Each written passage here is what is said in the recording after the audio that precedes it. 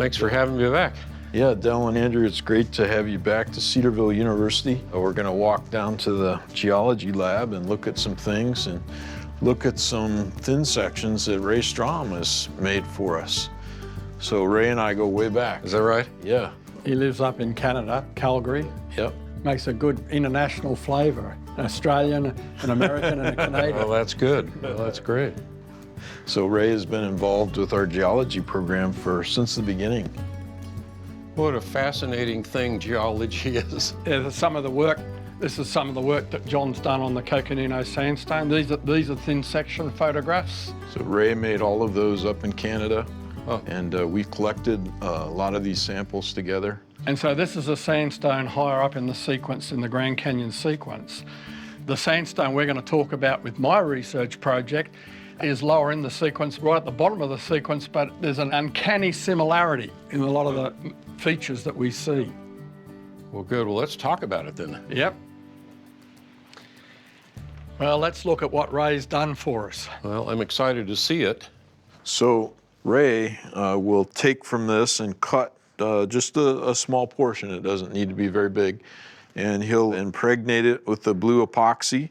He'll cut it and then polish it down and glue it on a glass slide to get something To a thin slide like this? like these thin sections that Wow. we have. Yeah.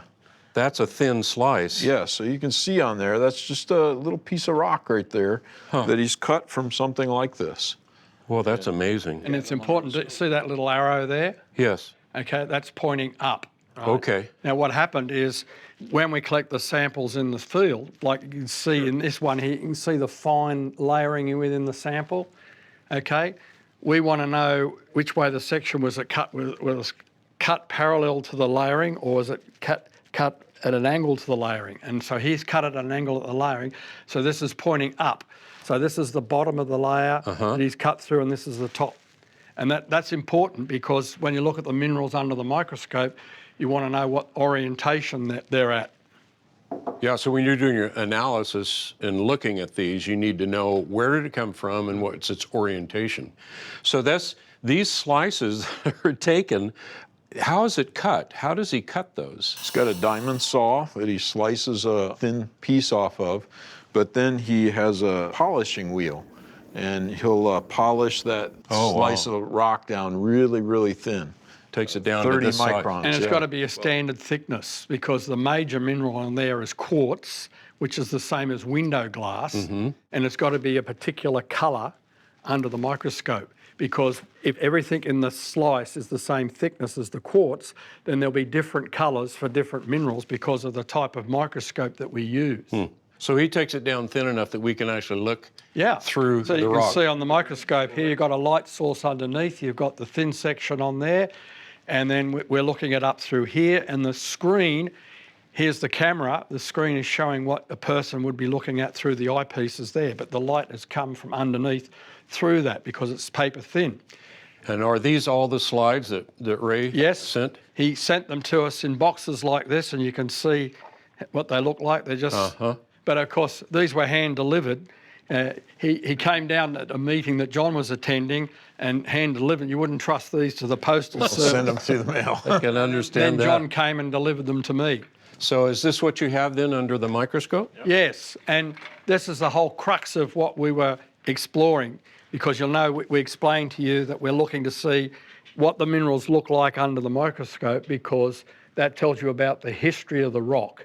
For example, the sedimentation, how far the sand grains were carried, how rapidly they were deposited, any compaction that's occurred since they were deposited, and then of course with the bending, the folding, what sort of mechanical effects the grains have suffered from that folding, and whether there's heat and pressure has metamorphosed them. So we want to look under here and see if any of the grains are broken or sheared or smashed together or anything like that. We can look at these thin sections and get some indications as to the history of these sand grains. So now we want to walk through this with you. Now, before you do that, how long have you been studying these? Well, we collected the samples back in August 2017 when we did the research trip. By the time I got the thin sections from Ray, we were getting well into 2018, and I've literally spent months going screen by screen by screen, moving the stage backwards and forwards, systematically going through each slide, taking photos, recording details. Hundreds and hundreds of Yeah. hours under the microscope. And I've got thousands of photographs at different points. Every time I took notes, I took a photograph so I could go back to that. I know that geologists go out and sample rocks and look at rocks and so forth, but I didn't know you were also a radiologist. Yeah, well, Because that's what you're doing here, is it yeah, not? it's a lot of painstaking work. And this is the reason why most geologists today don't do it. And some of these skills are being lost. But when I was at university, we had to spend hours and hours looking at these thin sections. And then in the exam, we'd be given a thin section of an unknown rock and we're supposed to identify it based on all the stored information in our heads. So after these months and months of looking at these thin slides, what did you find? Well, I've put this on the screen deliberately because this is a sample that comes from right in the bend of that major fault in the Tackett sandstone. And so it's a good test case because if there ever was going to be a sample that was going to show the mechanical or the metamorphic effects from slow, gradual heat and pressure changes and moving around, it would be this sample. But it also shows us features that relate to the deposition, the transport of the sediment, etc. So let me walk you through it. First of all, you can see those white grains. Yes. Okay, the really white ones. That's the mineral quartz, which is window glass, essentially. But most samples were 70 to almost 100% quartz. But that's a hard mineral. There's a hardness scale that the geologists use called the Mohs hardness scale. It's an exponential scale, actually. The higher the number, the exponentially harder it is.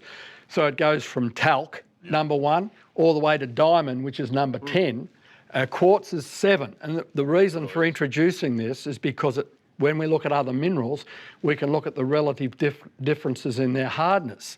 So you can see these quartz grains, these white ones, but you see this other mineral here that's like a little bit greenish yellow and some spotting, and this one up here, that's where it's been altered, okay, where it might have weathered a little bit. Yep. K feldspar. It's potassium feldspar, or K feldspar. K is the chemical symbol for potassium. Feldspar has a hardness of about 6 to 6.5, so it's softer than the quartz. And also, it alters more easily. It's a more complex silicate mineral. And this one here is weathered a little bit, and you can see alteration. See these circles? That's alteration patterns. So often you don't find this mineral in sandstones, and particularly you can see some of these grains are angular. They're not all rounded. You know what it's like. That means you have corners on them. Yeah, still corners. Right. You got sand grains, rolling down the bed of a river like pebbles. They're eventually going to become rounded because of all the abrasion. Like if you put rocks in a Tumbling machine. machine. Exactly. The sand grains in a desert, oftentimes they hit each other in the desert and get So round. first of all, here we've already made this observation. We've got these hard quartz grains, and we've got these softer feldspar that haven't disintegrated with the abrasion of the movement. So this indicates that it was probably a very rapid transport, probably not a far distance of transport. But even more powerful, you see this grain here. See that long, Yes, that long thin grain? white. Okay, and that's very important because that's a mineral called muscovite. It's the white mica, and that has a hardness of only 2.5. So it's very, very soft. It's about as hard as your fingernail. Your fingernail has a hardness of 2.5. It's like a book. It's made up of sheets, and you can actually peel the sheets apart. In fact, when you get a whole stack of them, you call it a book of mica. And so it's a very soft mineral and it's very flaky. And yet you can see here it's being preserved, wedged. And of course, we're looking at end on because it was cut across the flatness. So it's been transported flat in the water, buoyed up between the grains, and the grains have settled. In some of these thin sections, I found that these grains had been bent because of compaction and, Mica can bend really easy. It bends you can very bend easy. it with It's your very fingers. flexible, like paper in a book. And sometimes at the ends, because of the abrasion, the pages of the book had sort of pulled apart and bent, and so they were pulled apart, splayed. But sometimes you can get this mineral formed as a result of metamorphism. Okay, you might have clay in a rock, and under heat and pressure, the clay gets metamorphosed into this white mica. But it would look different to this. It would look pristine because it hasn't been affected by the abrasion and the rolling, etc. And here we see it's wedged between the grains. In other places, it's been bent around them, it's been frayed. It means that this is original grains that were transported in the sediment. That was present. Yes. When that sediment layer was laid down. Correct. Okay. And now the interesting thing is, in the Grand Canyon where this rock comes from, we've got granites underneath the Tackett sandstone, and those granites were eroded because there's an erosion surface before the Tackett sandstone was laid on top. And in those granites, you've got quartz, you've got potassium feldspar, which in a granite is a pink mineral, and you've also got these muscovites.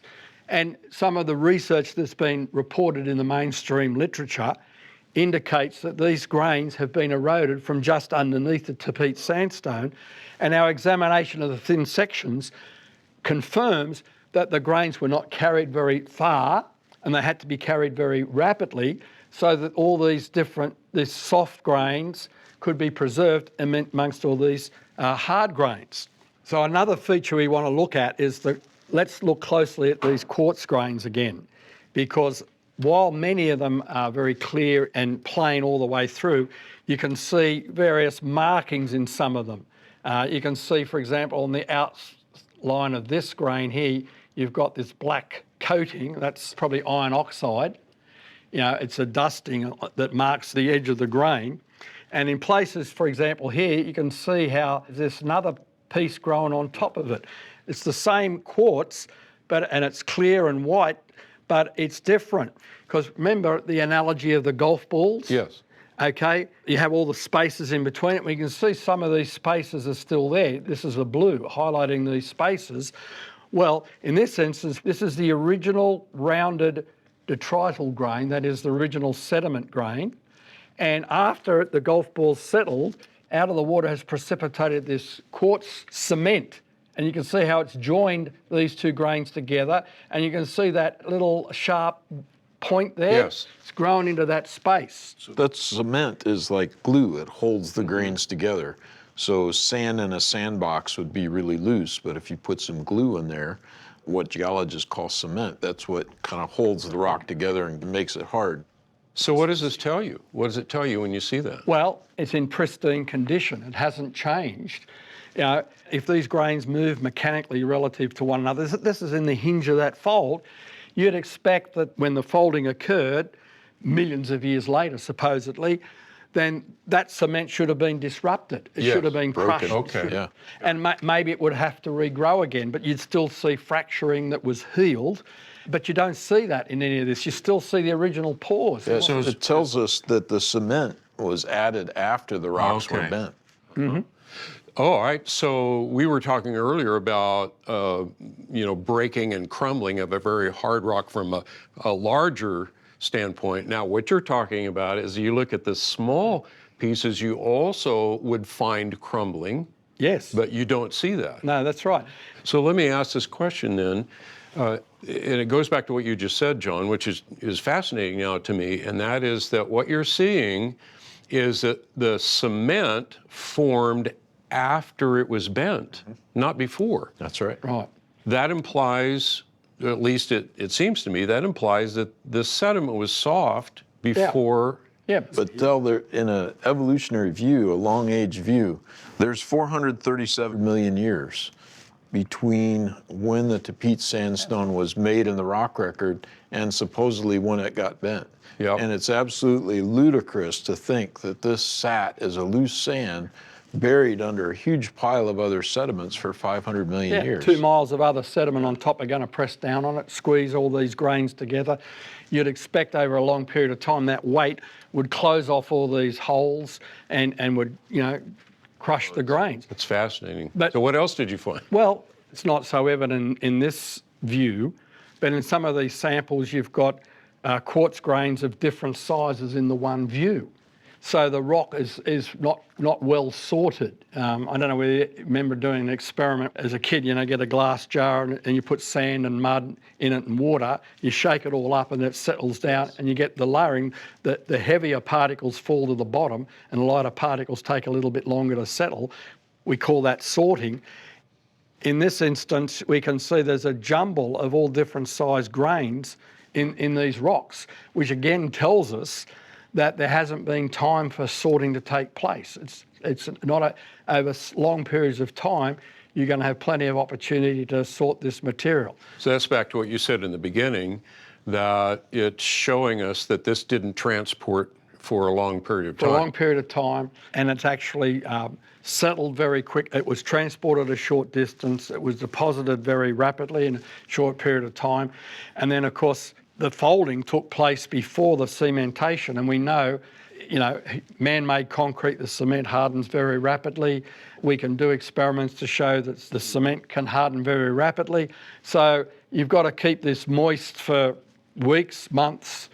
In the flood, for example, we're talking about catastrophic processes during the global flood, and therefore the cementation occurs after the floodwaters retreat and the water dries out. And in the process of that, what's happening at the end of the flood, we believe that's when the folding took place, before it had time to dry out. Well, let's talk then go back to the conventional paradigm that would say that the folding took place as a result of a metamorphosis in the rocks. What would this look like if that had occurred? Would it look different, and why? It would look different. We'd expect, first of all, there would have been compaction. Okay. Compaction to close off all those pore Does that spaces. mean the blue that we see here would not be there? Yeah, you wouldn't see any blue. See any of that blue. And then metamorphism, you would expect, for example, these feldspar grains would have been freshened up. All this weathering effects would have been obliterated. You'd have any clay minerals that were in the sediment would have been metamorphosed to form micas that would look different from this mica. And so there would be a whole set of different features that are not present here. Mm-hmm. Yeah, metamorphic rocks under the microscope look distinctly different from this. It's a whole new animal. It's like when you take a caterpillar and turn it into a butterfly, it looks completely different, right? So there's no missing this. That's right. Do you have a slide that shows show us what that looks like? I can show you a rock sample too. While you're getting that, I can explain to Dill, if you've got clay that's in amongst all these quartz grains, that clay, when it metamorphoses, is going to produce muscovite, mica. Yes. Okay, so you're going to press the rock like this, the compression. The muscovite is going to grow perpendicular to that compression. And so you'll get new layering, so that in the metamorphic rock, you'll have the layering which is perpendicular to the pressure, and all those muscovites will line that layer. Another feature, because we'll show you another slide as well, see all these blue spaces, that's the pore spaces between these quartz grains, the gaps between the golf balls. Of course, compression is going to close off all those gaps.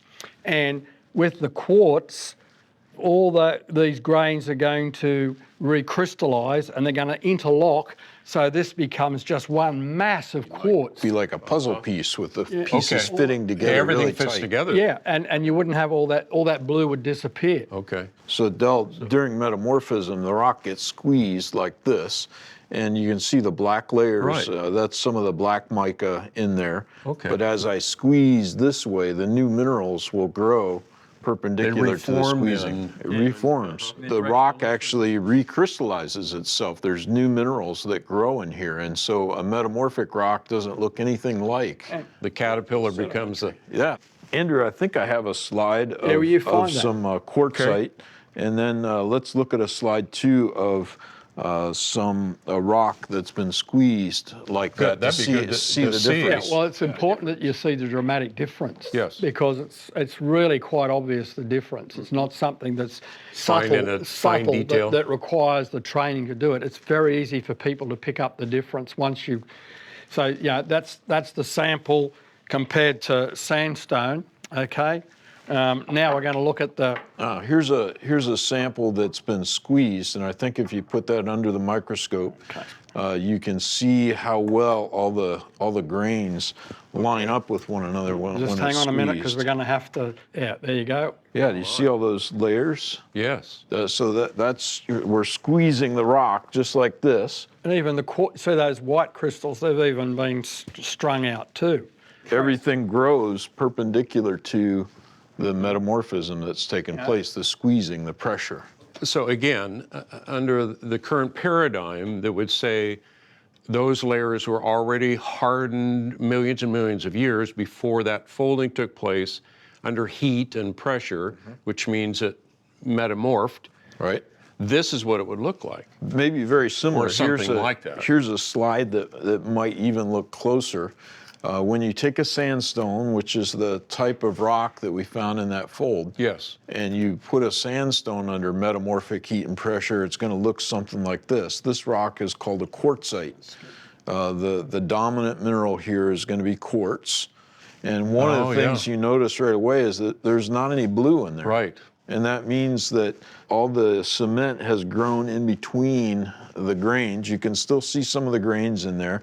I think, Andrew, if you put it under cross-polarized light, the grains show up even better. But here's where we look at under cross polars. Typically down here, they have one polarized lens. It's like having a series of blinds that only allow the light in one plane. Okay, so the light's coming up in this plane here, and up here we have a polar that's at right angles, okay?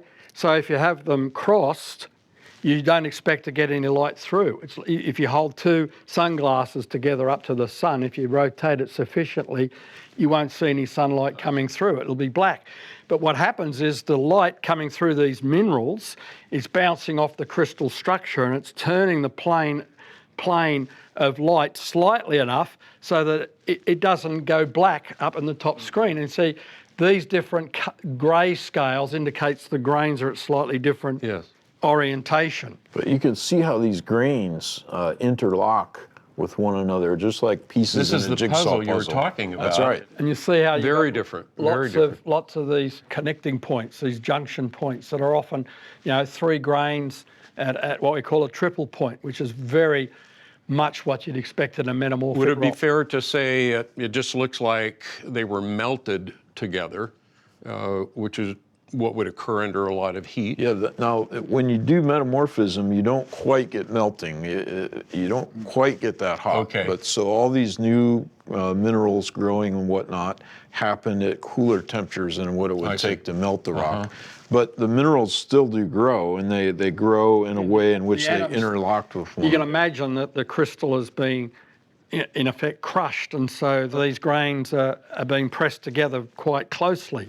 And round the edges, those atoms are going to be deposited to fill in the gaps between those grains that we saw in the sandstone from the Grand Canyon. So, Del, we think if the conventional paradigm were true, that the rock samples we took out of that fold would look more like this than the sample of sandstone that we looked at. Well, to an untrained eye, I can tell you this, it is a radically different picture than what we saw. So it makes one think that the current paradigm is not correct. Is that what you're and assuming here? you can see why it was important to make the thin sections and to look at because you can't see these effects in a hand specimen at the normal scale in the field. You've got to really dive into these grains at this microscopic level. Now, you also took samples a long way away from that fold, and you wanted to look at those and compare those to in the fold. We haven't seen one of those. Do you have? Yeah, I've got one right here. Okay, one right here, and it has exactly the same features. Now we're going to have to adjust this again. Okay, you can see there again. You've got the same. You've got the blue spaces. You've got look at all the different size grains of the white ones of quartz. You've got feldspar. You've even got some rock fragments there. So it doesn't look any different. So let me put you on the spot here, Andrew. If I were to mix up a slide from the fold and a slide, how far away Was it a... This one here, we took that, well, that was above Little Colorado River. So as the crow flies, 5 to 6 miles. Oh, a long way from the fold, yeah. Okay, so if I were to switch those up and put them under the microscope and say, Andrew, is this from the fold or is this from 5 miles away? Could you tell? I couldn't tell because there's no radical difference. tells you They're something. essentially the same. And that Okay. was the whole point of taking those Yes. samples to be a control, so that you weren't projecting features in the fold that were different to what you found elsewhere. The fact that we find them the same, every sample of the sandstone has exactly the same features, is quite telling. So at this point in your research, what would you summarize up to this point? Well, we're basically getting to the point where we can draw the conclusions.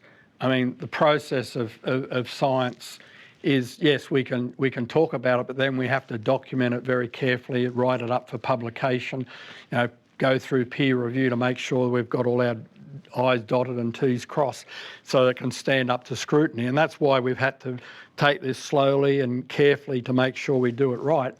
But basically we can conclude that, one, the sediment was transported rapidly a short distance, probably only 10, 50 miles at most, because you got the same rocks in the same area. It was deposited rapidly because the softer minerals have survived, and it was settled very quickly. I'm looking at other layers above, and John has done research on higher layers, like the Coconino sandstone that he's talked to you about.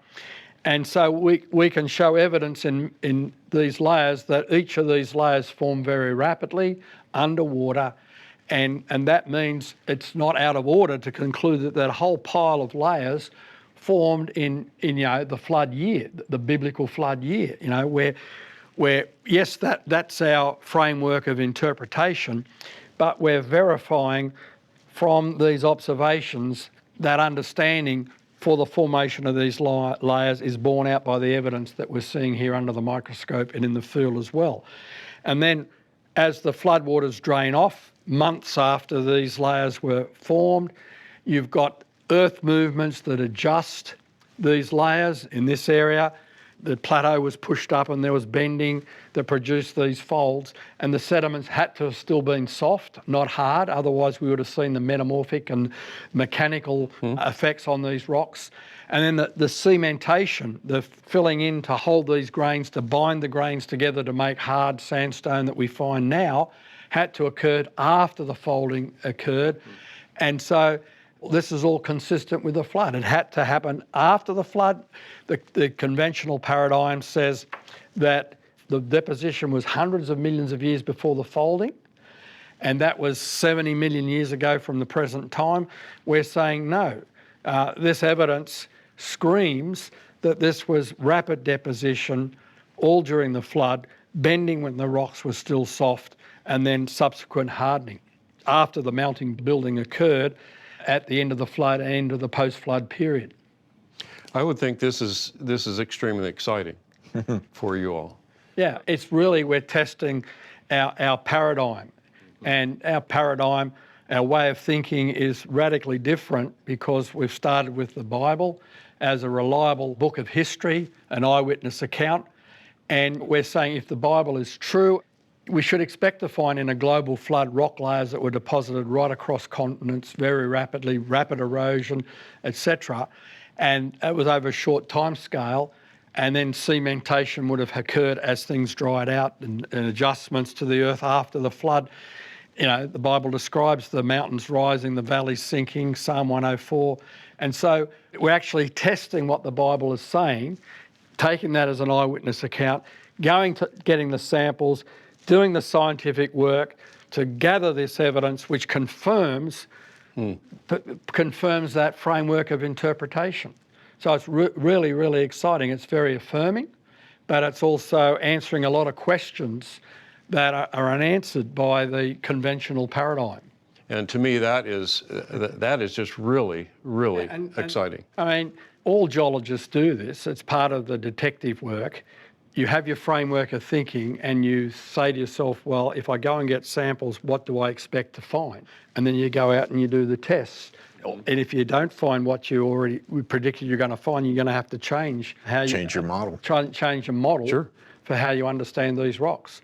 And the only way to find out which model best explains the data is to do what we've done. Go out and collect the samples, look at the samples under the microscope, do the lab work. It's painstaking work, but it's very rewarding work, because at the end of the day, you can have confidence in your model. And as biblical Christians, we've got a framework of thinking that explains these sediment layers in the canyon and also the folding of those layers.